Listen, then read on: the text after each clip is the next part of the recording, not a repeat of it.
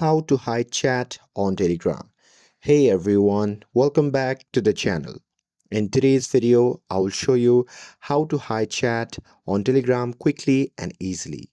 So now without further ado, let's get started. So here, let's start with the method 1, that is to archive chats. So simply open the Telegram app on your phone and make sure that you're logged in to your account. And now here, once you're inside the app, simply long press on the chat that you want to hide. And here, once you have selected the chat, simply tap on the archive icon, which is the box with the downward arrow, which can be seen in the top right side of the screen. So simply tap on it. And once you do that, your chat will be moved instantly to the archive chats folder at the top. And now here, with that, let's go to the method 2, that is to hide archive folders. So here, if you want to make it even more private, then you simply have to swipe left on the archive chat bar and tap on hide.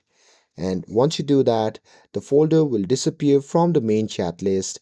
And to bring it back, you just have to swipe down on your chat screen, and that's it. That's how you can hide chats on Telegram.